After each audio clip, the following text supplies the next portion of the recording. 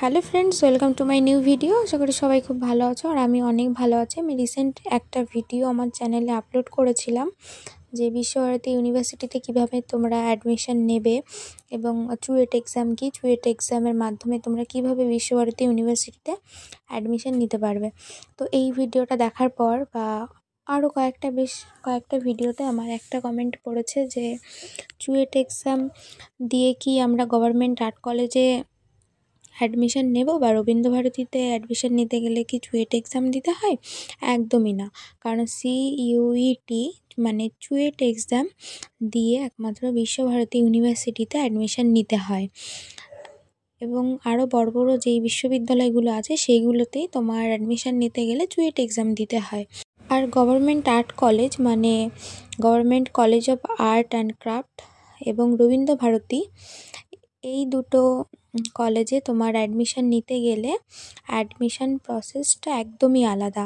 এই দুটো কলেজে তোমরা আর্ট নিয়ে পড়তে চাইলে একদমই তোমাদের চুয়েট এক্সামের মতন কোনো সাবজেক্ট নেই, সেগুলো নিয়ে পড়তে হয় না বা ওরকম কোনো টাইপের কোনো এক্সাম হয় না।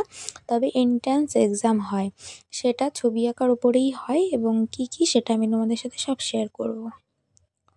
প্রথমত বলে রাখি, গভর্নমেন্ট আর্ট কলেজ বা রবীন্দ্রভারতীতে যদি তোমরা অ্যাডমিশন নিতে চাও, এখানে তো একটা ডিপার্টমেন্ট নয়, আর্ট নিয়ে অনেকগুলো ডিপার্টমেন্ট আছে। সেগুলো আমার ভিডিও যদি তোমরা দেখে থাকো অবশ্যই জানতে পারবে, আর যদি না দেখে থাকো আমি ডেসক্রিপশান বক্সে অবশ্যই লিংক দিয়ে দেবো অনেকগুলো ভিডিওর, যেমন কম্পোজিশন বা মডেল স্টাডি বা বুক সাজেশন, কোন বুক থেকে তোমরা ছবি প্র্যাকটিস করবে, সব ধরনের ভিডিওর আমি লিংক দিয়ে দেবো, তোমরা চাইলে দেখে নিতে পারো। এবার আসি যে গভর্নমেন্ট আর্ট কলেজ বা রবীন্দ্রভারতীতে এন্ট্রান্স এক্সাম কিভাবে হয়। এন্ট্রান্স এক্সাম প্রথমত বলে রাখি, অনলাইনে ফর্ম বেরোয়। তো অনলাইনে ফর্ম বেরোনোর পর সেটা তোমাদের ফিল আপ করতে হবে। ওখানে ডেট দিয়ে দেয়, অ্যাডমিট কার্ড বেরোয়, তখন তোমরা অ্যাডমিট কার্ডটা বের করে তোমরা সেই ডেটে গভর্নমেন্ট আর্ট কলেজ বা রবীন্দ্রভারতীতে গিয়ে এক্সাম দেবে। তোমাদের আঁকার উপরেই এক্সাম হবে, তোমরা যেই ডিপার্টমেন্টে সেই ডিপার্টমেন্টের ওপরেই এক্সাম হবে।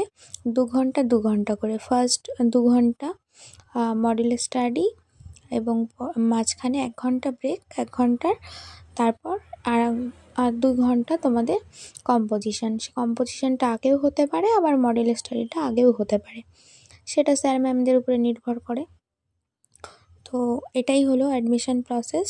আর বিশ্বভারতী ইউনিভার্সিটিতে অ্যাডমিশন নিতে গেলে কী বই পড়তে হবে, কী সাবজেক্ট থাকে এবং কীভাবে অ্যাডমিশন নেবে, সব কিছু আমি একটা ভিডিওতে ডিটেলসে আলোচনা করে দিয়েছি, তোমরা চাইলে দেখে নিতে পারো। সেই ভিডিওটার লিঙ্কও আমি ডেসক্রিপশন বক্সে দিয়ে দেবো।